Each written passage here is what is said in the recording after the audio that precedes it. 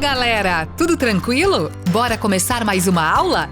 Para que vocês aproveitem da melhor forma, eu vou te dar algumas dicas. Antes de tudo, procure um ambiente adequado em que você se sinta confortável. Tenha cuidado com os ruídos, eles podem tirar a sua atenção no meio da aula. Ajuste o volume do seu dispositivo e dê preferência por ouvir o áudio pelo fone de ouvido. Pegue papel e caneta para fazer anotações ou utilize seu computador ou smartphone para marcar pontos importantes da aula. Utilize o chat nos momentos adequados e colabore. Sua participação é muito importante. Mantenha o foco e atenção na aula e lembre-se de que o caminho até a residência dos seus sonhos está cada vez mais próximo. Aproveite e bora pra cima!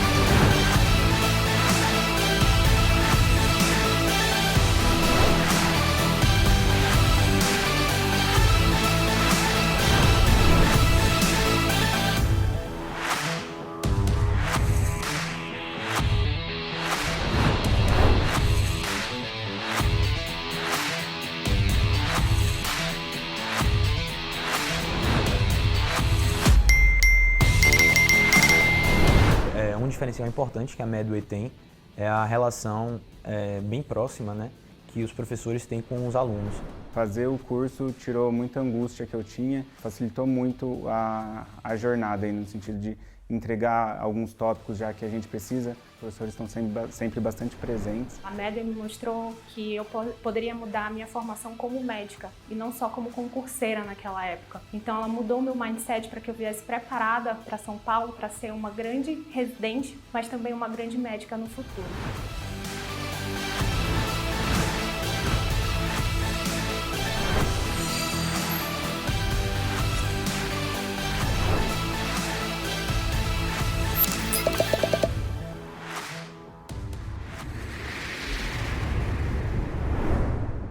Fala galera, tudo bem com vocês? Sejam muito bem-vindos ao Vem Pra Medway.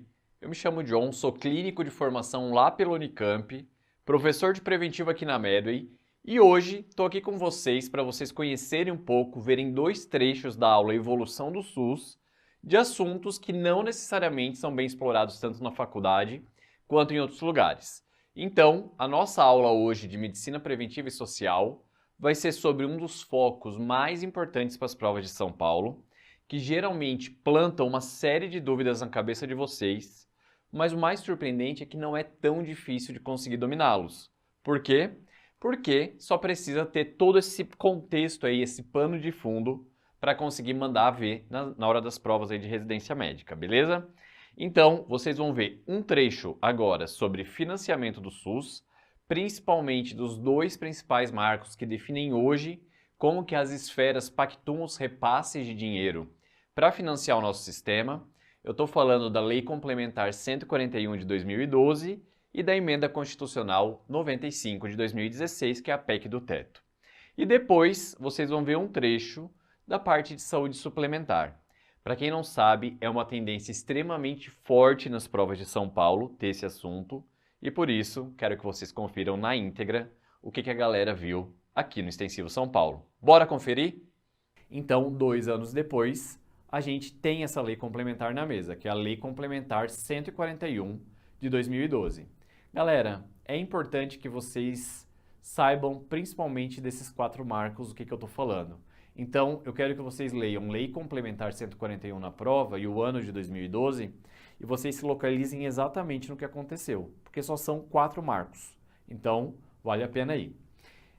Essa Lei 141 de 2012, ela surge então 24 anos depois da Constituição, que já dizia aquilo lá, e 12 anos depois da Emenda Constitucional 29. Então, ela também veio tardia, tá certo? E chegou a lei que literalmente vai regulamentar como que vai ser esse financiamento mínimo que vai subsidiar o nosso Sistema Único de Saúde. Então, a gente estava aqui esperando uma definição de financiamento, mas a Lei 141 só surgiu muitos e muitos anos depois, décadas depois. Beleza?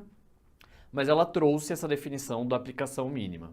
Então, os municípios vão aplicar anualmente o mínimo de 15% da sua arrecadação de impostos municipais, ao passo que os estados vão também recolher dos impostos estaduais 12% e aplicar diretamente na saúde. Anotem aí, municípios 15%, estados 12%. E aí vocês vão verificar que Distrito Federal aparece nos dois. Eu quero que vocês saibam que essa diferenciação é porque o Distrito Federal, ele recolhe impostos municipais, impostos estaduais e impostos mistos. Então, o que foi recolhido do segmento de impostos estaduais, 12% disso arrecadado vai para a saúde. O que foi arrecadado dos impostos municipais, 15%, vai para a saúde. Os mistos, aí tem uma divisão, mas não vem ao caso dizer aí para vocês, porque é mais complexa e é muito específica do Distrito Federal. Beleza? E aí ficou faltando a União. O que o país vai aplicar anualmente em serviços e ações públicos de saúde? Ele vai aplicar o que foi aplicado no ano anterior, então não começou do ano zero, né? Ele já vinha aplicando, então digamos que ele aplicou R$1 bilhão, é bem pouco, mas vamos dizer que foi R$1 bilhão. No próximo ano, de acordo com a Lei 141, ele não pode aplicar menos do que 1 bilhão, tudo bem? Só que ele não vai aplicar só isso, ele vai acrescentar o percentual correspondente à variação nominal do PIB do ano anterior. Calma, respira. O que é o PIB? Produto Interno Bruto. O que ele faz? Ele mede através de vários componentes se a gente está crescendo ou decrescendo do ponto de vista econômico, ok? E ele pode variar bem. Se a gente começar a exportar mais, a importar menos, a aumentar o preço aí de consumo, tudo isso a gente vai aumentando o nosso PIB. E aí, nesse caso, a variação nominal, ela é justamente aquela variação, é só para vocês saberem que existe um PIB mais constante, tá? E existe um PIB que varia muito com todas essas variáveis, que é a parte nominal, tá bom? É só para dizer que é essa parte que varia que vai entrar para o cálculo. Então, vamos lá. Eu, país, apliquei 1 bilhão no ano passado, agora eu tenho que aplicar minimamente 1 bilhão, digamos que o país decresceu. Ok, a variação foi negativa, eu não posso diminuir isso, eu tenho que aplicar no mínimo 1 bilhão. Só que se o país crescer em economia, a variação do PIB, digamos que seja 3%. Eu tenho que aplicar 1 bilhão mais 3% em cima desse 1 bilhão, beleza? É basicamente isso. Se o PIB diminuísse, não podia diminuir esse valor. É o mínimo o valor empenhado no ano anterior, ok? Eis que estava tudo certo, isso vigorou, mas em 2016 a gente surge com a PEC do Teto, que foi a Emenda Constitucional 95. E ela não surgiu naturalmente, ela surgiu dentro de um contexto preocupante de economia. Basicamente, em 2016, a gente estava com 4 trilhões de dívida externa. Destes, a gente pagava só de juros, sem abater nada desses 4 trilhões de dívida, 400 bilhões de juros pagos aos bancos internacionais, sei lá, as leis de mercado internacionais que a gente pediu empréstimo, aos países que a gente pediu empréstimo, aos fundos que a gente pediu empréstimo, 400 bilhões por ano, dinheiro que morria. E a gente entrou em recesso econômico em 2015. O que o ministro da Fazenda fez? Calma, galera, vamos se reunir, porque a casa vai cair, e vai cair mesmo. E qual que foi a solução do governo? A gente vai dar uma amortecida nos repasses para diminuir os custos no longo prazo, beleza? E para isso, a gente precisa mudar a forma como a gente vai corrigir o repasse federal para a saúde. Basicamente, a gente troca a variação do PIB, que variava aqui, ó, na escala de 0,5%, então às vezes tinha uma variação, ó, de fevereiro para abril, aumentou aí quase 2% de repasse que daria, beleza? Então eu ia repassar muita coisa, beleza? Agora não. Se eu olhar só para um dos parâmetros do PIB, para o cálculo dele, que é o Índice Nacional de Preços do Consumidor Amplo, que mede mais ou menos o quanto que a gente está pagando em bens de consumo comum, alguns meios de transporte, enfim, que é o IPCA, ele varia muito menos ao longo do tempo. Então eu tenho maior previsibilidade e eu não deixo de corrigir, mas eu dou uma amortecida. Ao invés de eu investir 1 bilhão no ano e agora, como o PIB aumentou, eu estou investindo 14 bilhões, e isso causaria um rombo no nosso orçamento, agora, olhando somente para o IPCA que varia menos, eu invisto 1,5 bilhão, 2 bilhões. Então é uma maneira mais responsável de a gente corrigir o que foi colocado na Lei Complementar 141. Entenderam a lógica? Entenderam o contexto? Entendam que eu não volto a decrescer, independente do que aconteça. Eu sempre vou estar injetando cada vez mais para a saúde. O que muda é o meu fator de correção de PIB para IPCA que varia menos. Ok? E agora que vocês já viram a parte de financiamento, fiquem com a aula de saúde suplementar. Bora lá?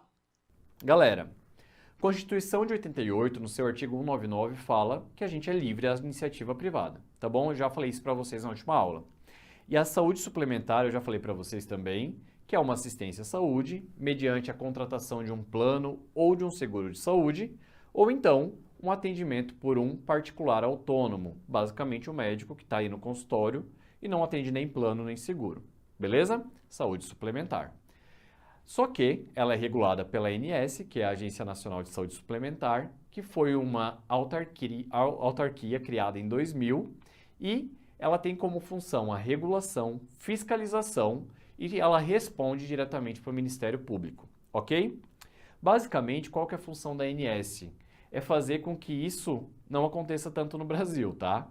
Mulheres com câncer de mama sem cura recorrem à justiça para planos de saúde arcarem um medicamento que aumenta a sobrevida.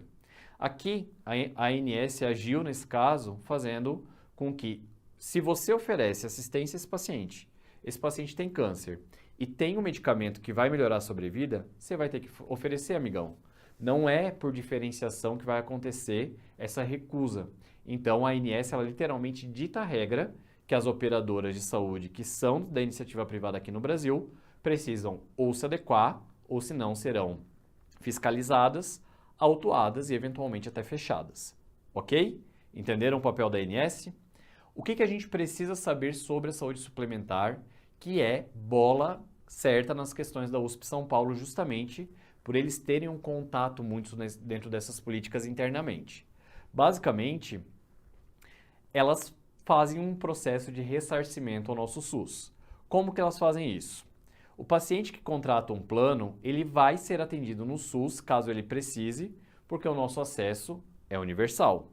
Porém, a operadora, caso ela ofereça no contrato que ela fez com esse usuário, o serviço que realizou no SUS, ela precisa ressarcir o nosso sistema, pagando para o nosso fundo, para a ANS, que ela vai repassar para o nosso Fundo Nacional. Vou explicar para vocês como isso funciona. Mas eu quero que vocês saibam que no primeiro semestre acho que era de 2021 isso daqui, eles repassaram ao SUS via ANS 491 milhões de reais somente de ressarcimento. Qual que é o processo de ressarcimento? É importante que vocês saibam, tá bom? Vamos lá. Já vou voltar ali de olho no chat, tá bom, gente? Vão deixando aí que depois eu respondo tudo. Então, basicamente, o que acontece? Uma pessoa foi atendida no SUS, ok?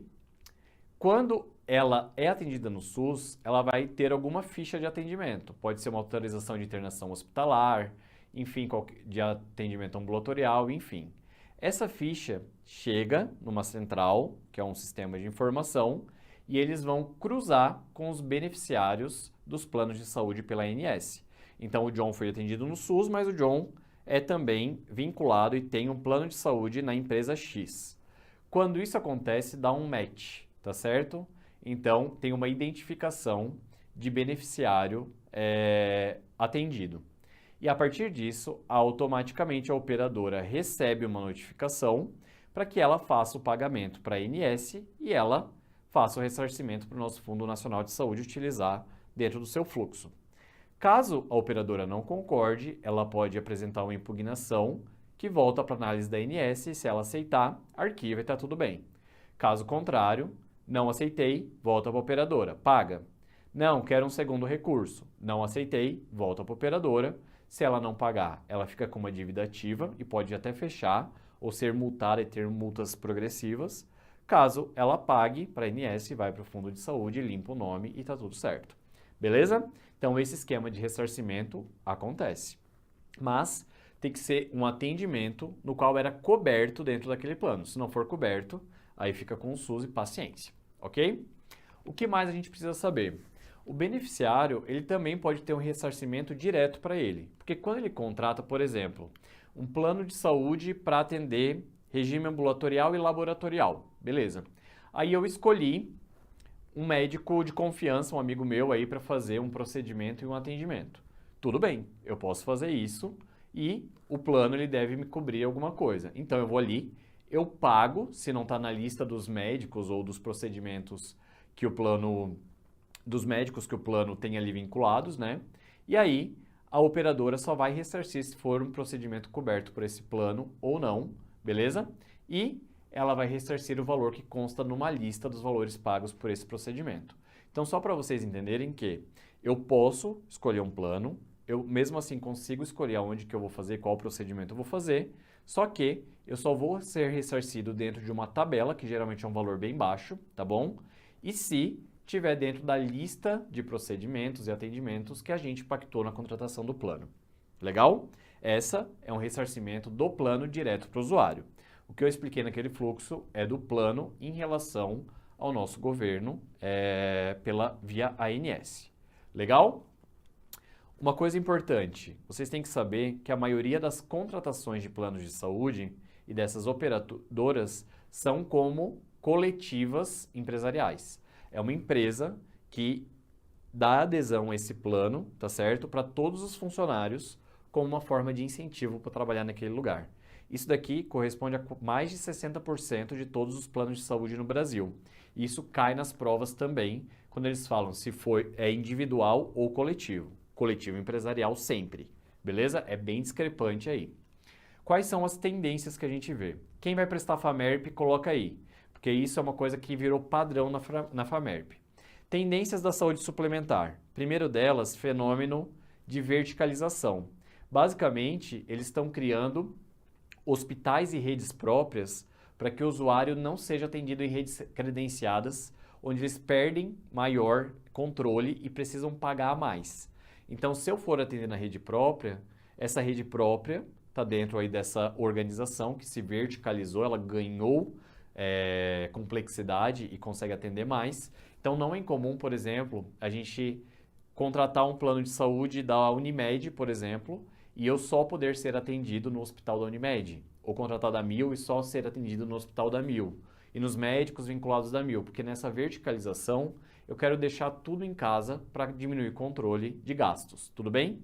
E uma outra coisa que está acontecendo dentro desse processo de verticalização é que eles estão comprando muitos serviços daqueles que eram anteriormente credenciados, então eles estão fazendo propostas, estamos verticalizando, em breve a gente não vai precisar fazer isso, mas tem uma opção de compra aqui, você faz parte agora da nossa rede. Legal? E por fim, eles estão olhando muito, pensando em controle de gastos, em fazer atendimentos e fortalecer a atenção primária antes de mandar já para um especialista passar para o médico de família e comunidade e também muita iniciativa de promoção e prevenção em saúde. Tudo bem? Isso daqui é um fenômeno que está bastante em alta dentro desses planos de saúde. Agora que vocês já estão craques no assunto, eu selecionei 4 questões para resolver junto com vocês sobre esses dois assuntos, financiamento do SUS e saúde suplementar. São questões de nível moderado a difícil, mas sem dúvida nenhuma, não tendo todo esse pano de fundo, todo esse contexto, que é o que deriva as nossas aulas, né, as questões, fica difícil estudar sozinho, beleza? Primeira questão é uma questão da FAMERP. Isso daqui é uma tendência muito marcada é uma instituição que gosta de saúde suplementar e gosta de cobrar um conceito em específico. Eu já vejo isso há pelo menos 3 anos seguidos. E essa é uma das questões a respeito. Vamos lá. Leia as reportagens abaixo. A Hospital Care, holding de administração de serviços de saúde, do grupo Alsta e o Instituto Moléstias Cardiovasculares de Rio Preto, estão se fundindo em um grande grupo da área de saúde. As empresas não informaram detalhes sobre o valor da operação, sobre contratações. Fonte Diário da Região. Segunda notícia. A Apvida compra grupo HB Saúde por 450 milhões de reais e Cetro por 25 milhões de reais. A Apvida anunciou nesta quarta-feira aquisições do grupo HB Saúde em São Paulo por 450 milhões e o Centro Especializado em Traumatologia, Reabilitação e Ortopedia, na Bahia, por 25 milhões. Valor Investe. E terceiro, na realidade não, né? Na realidade que já é a pergunta. O setor da saúde suplementar, que possui 48 milhões de consumidores, atualizando esse dado pelo relatório da ANS de dezembro de 2022, já temos aí 51 milhões de pessoas, 24% da população brasileira, que tem plano de saúde com atenção médica, e fatura aproximadamente 210 bilhões de reais, em que pese a crise econômica brasileira está em franco aquecimento e movimentação. Este movimento tem impactado consideravelmente na profissão e no mercado de trabalho médico, e aí, baseado nessas 2 reportagens acima, responda: quais as tendências no mercado de saúde suplementar apontadas pelas reportagens e que impactos estão sendo observados no trabalho médico? Vamos lá.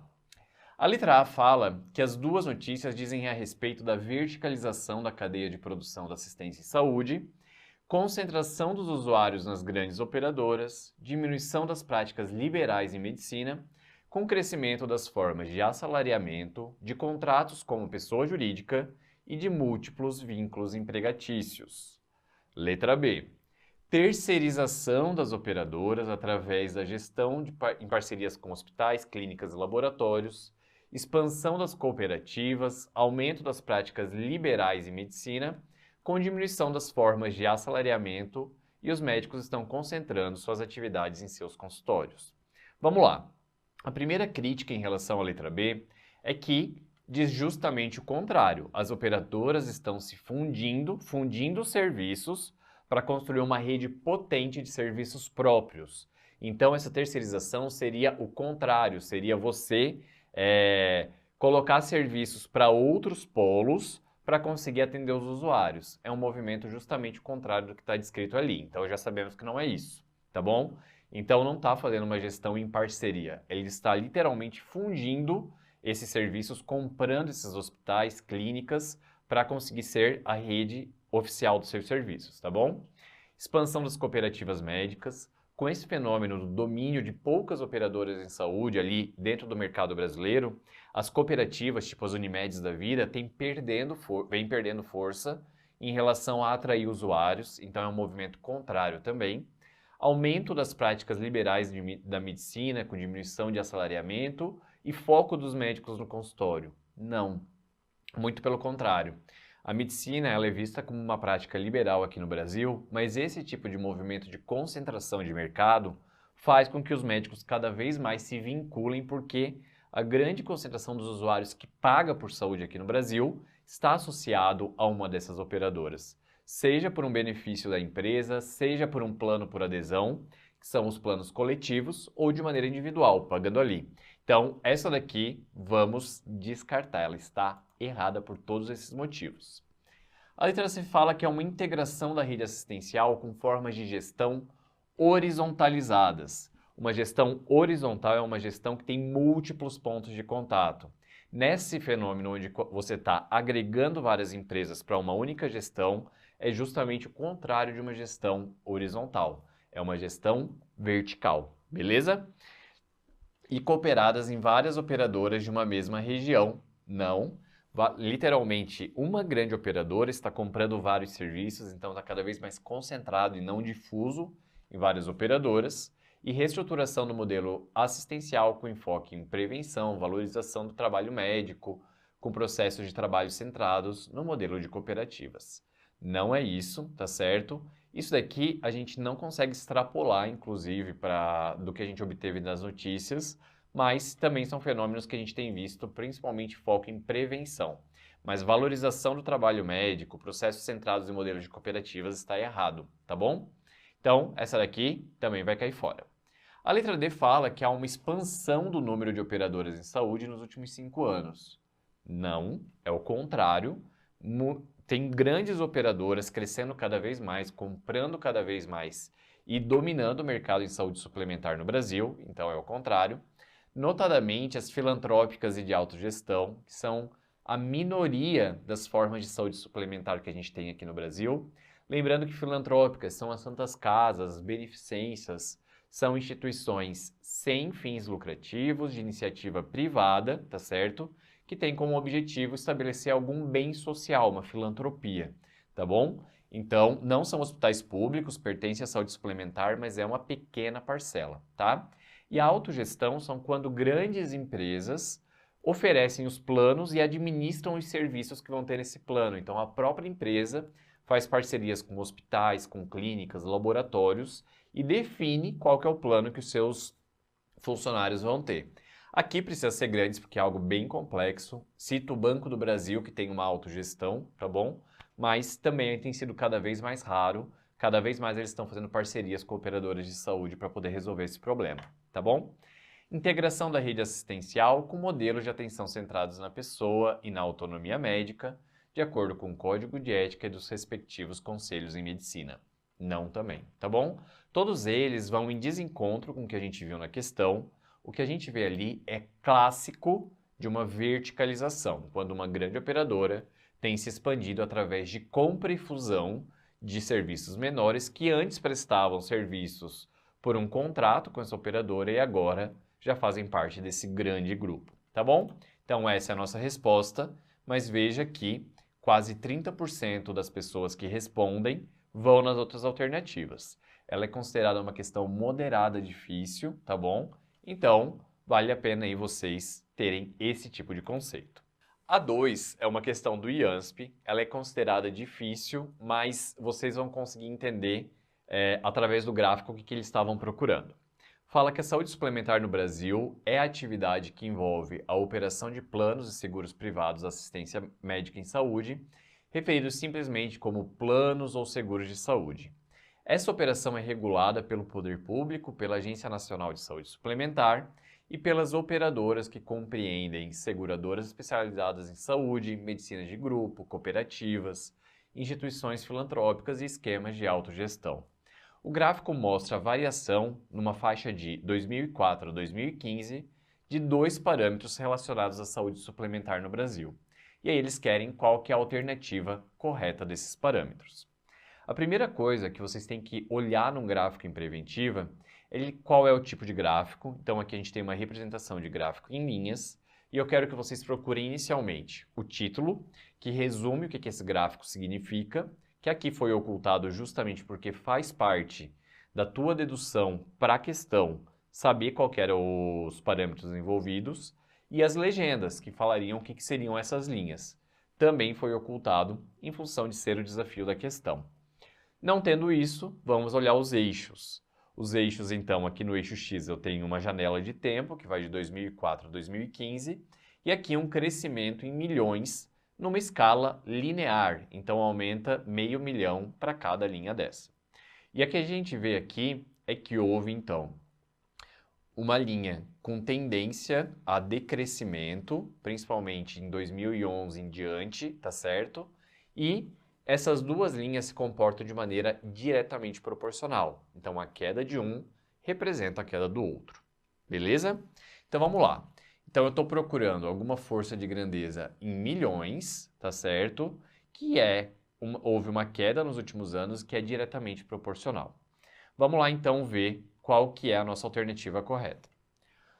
A letra A fala que é o lucro da saúde suplementar e o crescimento da população brasileira. De fato, quanto mais a população cresce, mais a saúde suplementar cresce, porque eu tenho mais usuários que podem aderir ao plano de saúde. Só que a gente sabe que para essa escala em poucos milhões não justifica. O crescimento da saúde da população brasileira ele tem decrescido muito menos do que está aqui nessa escala, beleza? E a gente sabe que a receita da saúde suplementar ela tem aumentado ano após ano, independente de crise, beleza? Então, isso daqui não é a nossa resposta, tá?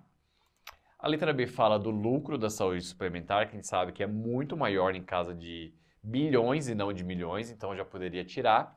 E o investimento no sistema único de saúde. Primeira coisa, olhando esses dois parâmetros, quanto mais eu invisto no sistema de saúde, maior é a tendência de diminuir o lucro da saúde suplementar se eu manter um número constante de usuários. Crescendo, vai crescer também as duas em comparação. Mas eu quero dizer que é inversamente proporcional, porque se eu der acesso e tiver uma atenção integral no Sistema Único de Saúde, há muito mais chance do usuário procurar um serviço gratuito, visto que ele paga indiretamente através de impostos, né, mas não diretamente pelo atendimento, do que pagar uma operadora ou um plano de saúde. Mas por essa escala e também por esse comportamento inversamente proporcional, não é a minha resposta. A letra C fala que é a variação do emprego formal do Brasil e a valorização do dólar. Aqui, realmente poderia ter uma relação diretamente proporcional, tá certo? Só que o que a gente vê, galera, é que a escala aqui não justifica o que seria a valorização do dólar. Porque eu teria aqui uma unidade monetária, tá certo? E provavelmente um acúmulo percentual e não uma escala linear de número absoluto, tá bom? Então, isso que faria uma questão extremamente difícil, sendo muito fiéis à interpretação de gráfico em preventiva, daria para matar, tá bom? Então, isso daqui também não é. A letra D fala que é a variação do emprego formal e a variação de beneficiários dos planos de saúde suplementar. O que isso daqui tem uma relação direta? A maioria, cerca de 82% dos planos de saúde, eles são adquiridos de maneira coletiva, como se fosse um benefício do trabalhador formal, beleza? Se cai, automaticamente cai o número de beneficiários desses planos de saúde. Quando a gente olha a escala, realmente há uma relação diretamente relacionada, tá bom? Entre a queda de um em relação ao outro e se dá na casa de milhões. Isso daqui é excelente para ser a nossa alternativa. Vou deixar aqui. Vamos ver o segundo, que fala de desemprego e número de usuários exclusivamente dependentes do Sistema Único de Saúde. A gente sabe que cerca de 80% da população brasileira depende exclusivamente do SUS para qualquer tipo de atendimento em saúde. Isso daqui não seria 3 milhões, seria aí 170, 180 milhões. Então essa daqui também está errada devido à escala, sem pensar muito, tá bom? Então, aqui a gente tem essa daqui como a nossa alternativa e apenas 63% das pessoas que usaram o nosso aplicativo colocaram essa como alternativa correta. Olha que a galera foi aqui diretamente, mas essa daqui, além de ser inversamente proporcional, não respeita a escala, por isso não poderia ser. E aqui a gente tem a discussão em vídeo, tem um comentário em texto, alternativa por alternativa, para que vocês possam matar isso e solidificar o estudo de vocês conforme vão resolvendo as questões. Essa daqui é da minha casa, da Unicamp, uma questão direta ao ponto que fala o seguinte. Em fevereiro de 2020, o Conselho Nacional de Saúde publicou em sua página a seguinte informação. Saúde perdeu 20 bilhões de reais em 2019. Chocante, né? Em relação às perdas mencionadas no orçamento anual do SUS, assinale qual a alternativa correta. Eles querem saber qual que é o motivo que justifica essa manchete, beleza? Vamos lá. Foi ao subsídio do Estado brasileiro aos serviços privados de saúde, esse financiamento contratando plano de saúde para servidor público, terceirizando gestão, lei da responsabilidade fiscal, que são as relações público-privadas, que pegam o investimento público e direcionam diretamente para o privado, justificaria 20 bilhões, será? Vamos lá. Não é, tá? Já digo que não é. Tem uma coisa que é muito mais forte, muito mais central do financiamento nacional em saúde, que justifica isso que vocês viram na aula. Não ressarcimento ao SUS do atendimento de pessoas que pagam o plano de saúde e são atendidas no SUS. O fluxo de ressarcimento tem que saber aqui para São Paulo de usuários que utilizam o SUS e têm esse serviço contratado pelo plano de saúde, mas isso acontece de maneira automatizada e está acontecendo muito bem. regulado principalmente pela Agência Nacional de Saúde Suplementar, a ANS. Não é por causa disso.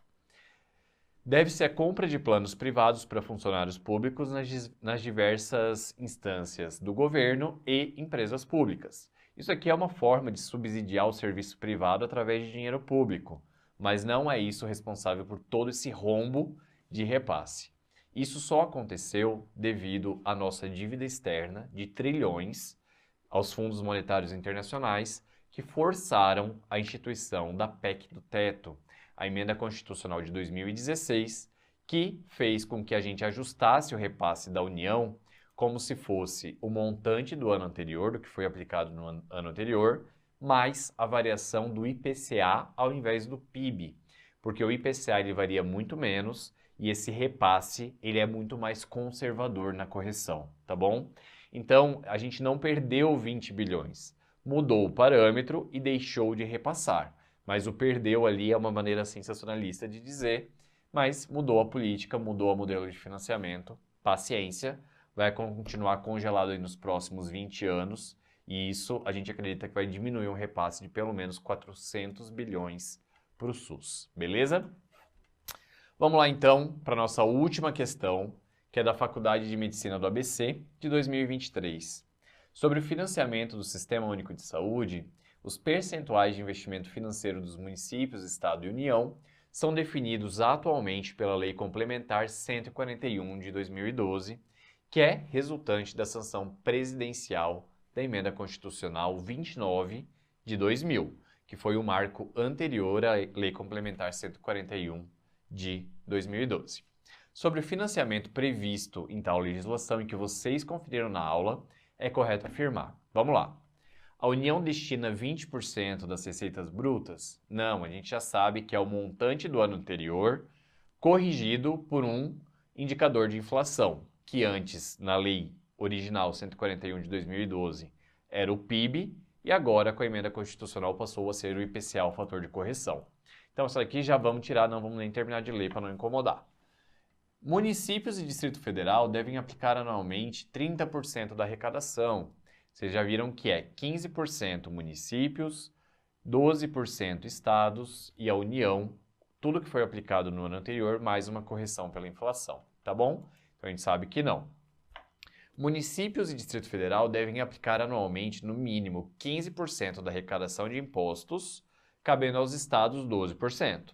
A União aplica, no mínimo, o valor empenhado no exercício financeiro anterior, acrescido da variação do PIB no ano antecedente à lei orçamentária anual. Perfeito. Notem que aqui eles pediram a referência do que foi dito na Lei Complementar 141 de 2012.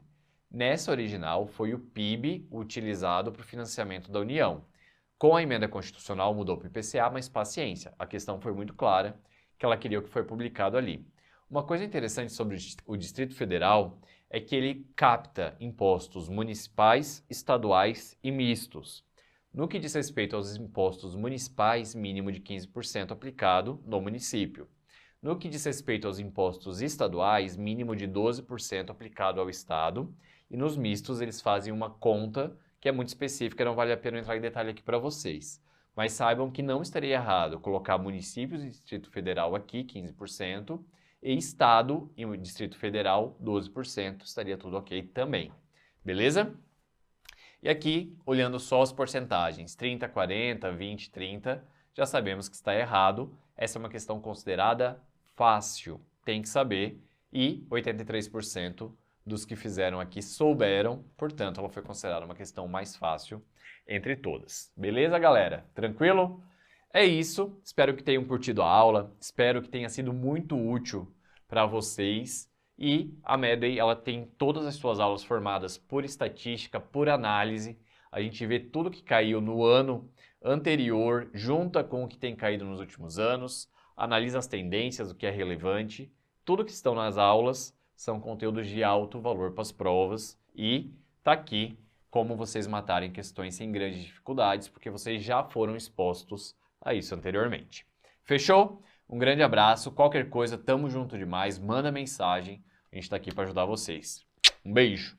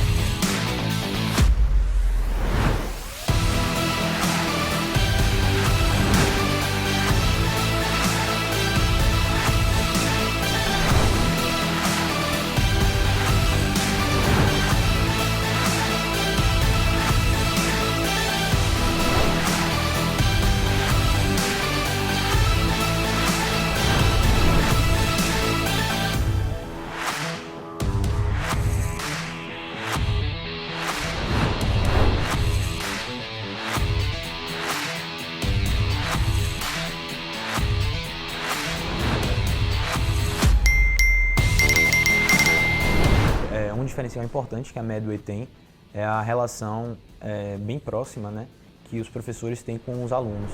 Fazer o curso tirou muita angústia que eu tinha, facilitou muito a jornada aí, no sentido de entregar alguns tópicos já que a gente precisa. Os professores estão sempre bastante presentes. A Medway me mostrou que eu poderia mudar a minha formação como médica e não só como concurseira naquela época. Então ela mudou o meu mindset para que eu viesse preparada para São Paulo para ser uma grande residente, mas também uma grande médica no futuro.